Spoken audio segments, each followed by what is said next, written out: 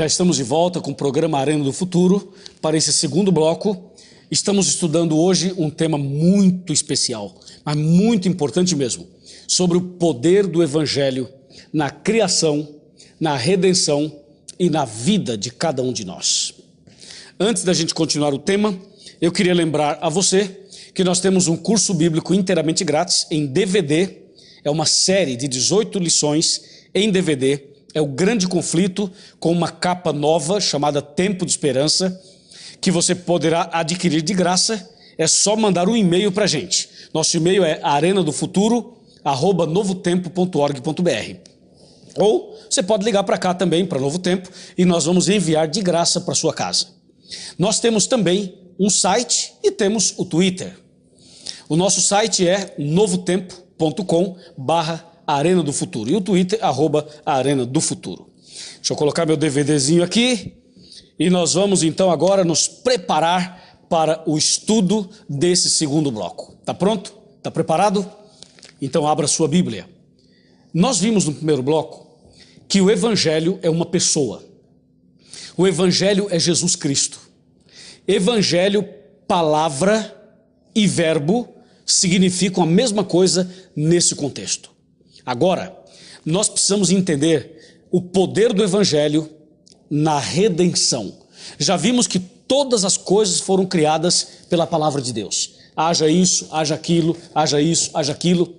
E vimos que Jesus Cristo, juntamente com o Pai e juntamente com o Espírito Santo, estavam presentes na criação.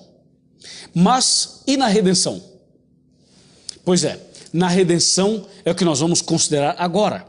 Vamos retomar um versículo que a gente leu no primeiro bloco, que é João capítulo 1, verso 14, que diz: "E o verbo se fez carne e habitou entre nós, cheio de graça e de verdade, e vimos a sua glória, glória como do unigênito do Pai."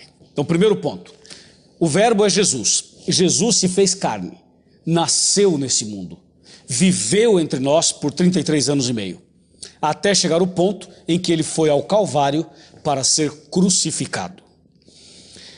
Assim se passou com Jesus aqui na terra. O verbo se fez carne, veio a esse mundo para morrer, pagar o preço do pecado, ressuscitar, voltar para o céu e nos garantir a salvação. Durante os 33 anos e meio que Jesus viveu aqui, ele realizou muitas coisas impressionantes. Jesus curou, ressuscitou, expulsou o mal, acalmou tempestades, ensinou, repreendeu, orientou. Jesus viveu 33 anos e meio de forma muito intensa, sendo para nós um exemplo, um mestre, um líder.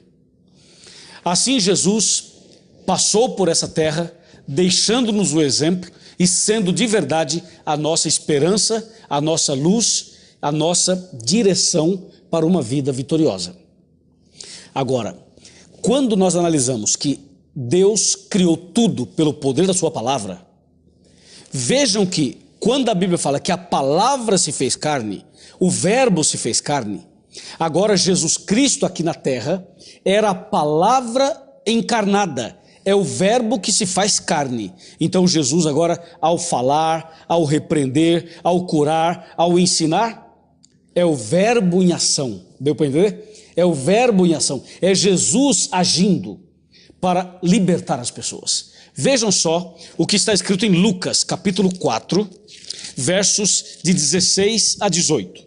Lucas 4, de 16 a 18.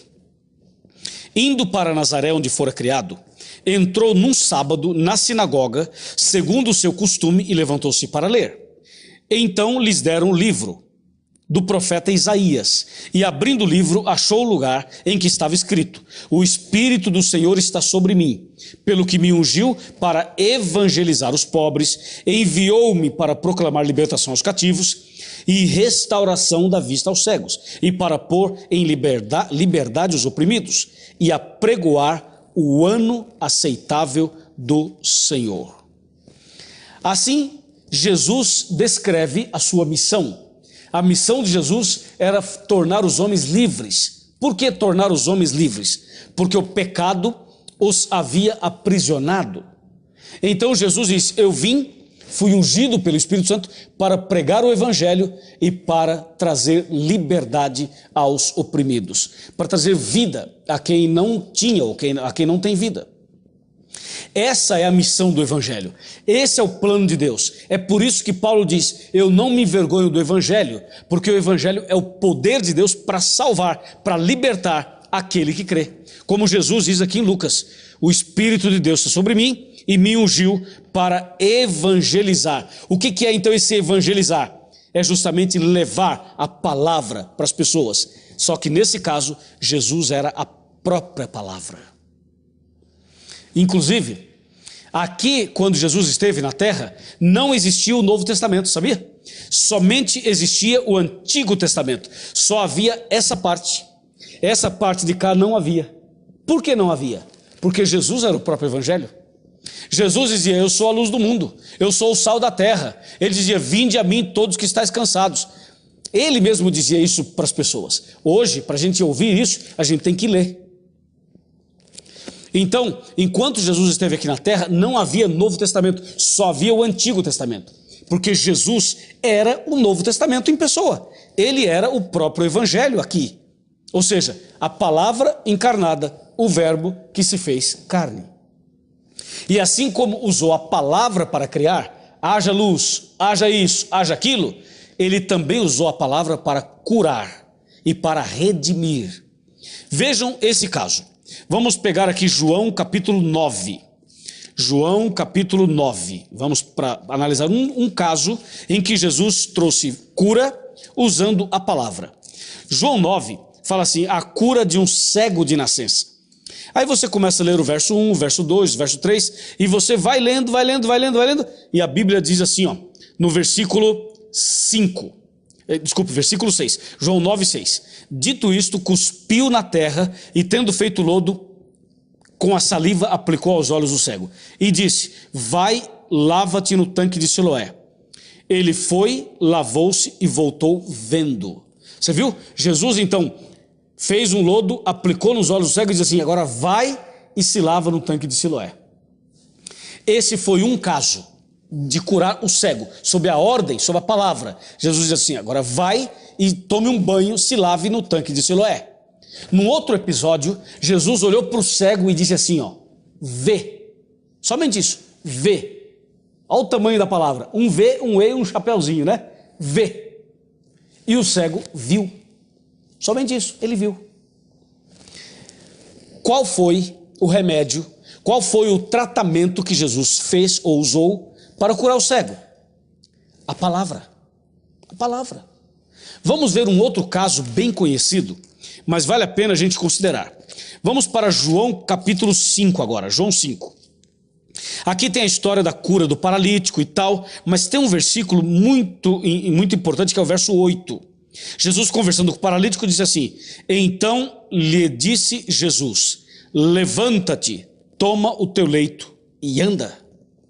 Viu? A palavra. Para curar o paralítico foi a palavra. A mesma palavra criadora é a mesma curadora. Levanta-te e anda. A palavra. Quer ver uma outra? Vamos para João capítulo 11. Olha aqui, ó. Tá ouvindo o barulhinho da folha aí, né? É porque o negócio aqui é assim mesmo. É com a Bíblia na mão. Ó, João 11, versículo 25.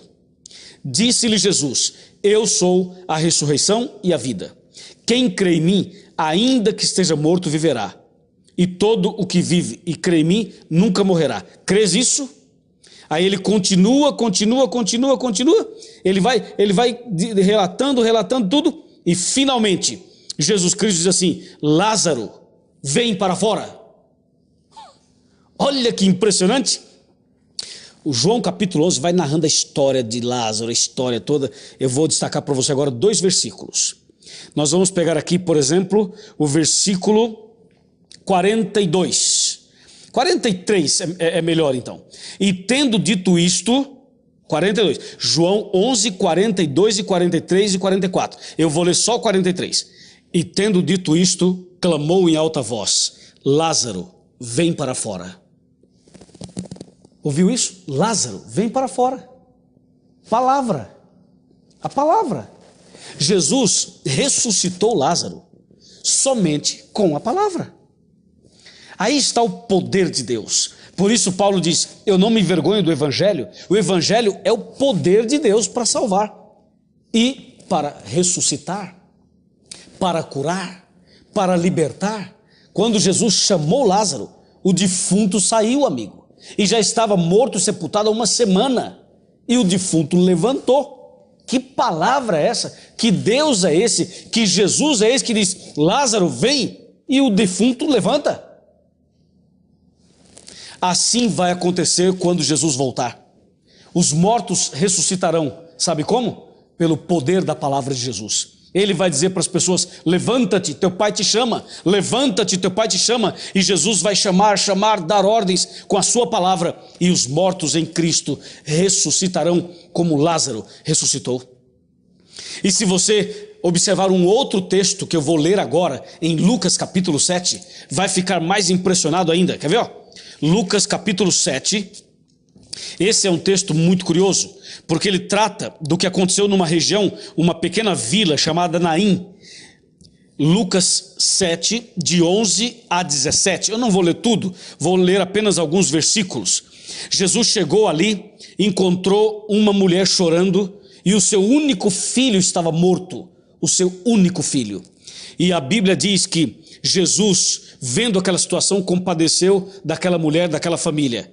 E Lucas 11, verso 14, diz assim, ó, chegando-se, tocou o esquife, e parando os que o conduziam, disse, jovem, eu te mando, levanta-te. Que impressionante. Ouviu isso? Jesus chegou, estava tendo um enterro. Pensa nessa cena, um enterro, um sepultamento, um jovem estava morto, as pessoas estavam carregando o caixão. Jesus chega e fala assim, para tudo. Pararam todo o cortejo. Jesus olha para o rapaz e diz assim, jovem, eu te mando. Veja que autoridade. Eu te mando, levanta-te. Levanta-te. E o jovem morto ressuscitou. Percebeu o poder da palavra? Isso é o Evangelho. Essa é a palavra criadora e a palavra curadora. Mas chegou um dia, chegou um momento, de acordo com Lucas capítulo 23, que Jesus foi até o Monte do Calvário, levando sobre si uma cruz. Ele caminhou até o Calvário, e lá no Monte do Calvário, Jesus pronunciou suas últimas palavras, antes de morrer. O que aconteceu no Calvário? Como entender o poder do Evangelho na cruz e na minha vida e na sua vida? Prepare-se, vamos fazer um pequeno intervalo e logo depois eu volto para a última parte desse importante estudo. E eu já vou dizer para você, a sua vida vai mudar. Pega o telefone, liga para um amigo, liga para um familiar, diz assim, liga a televisão aí na Novo Tempo, porque o terceiro bloco você vai sentir a presença de Deus na sua casa, no seu coração, na sua vida. Até já.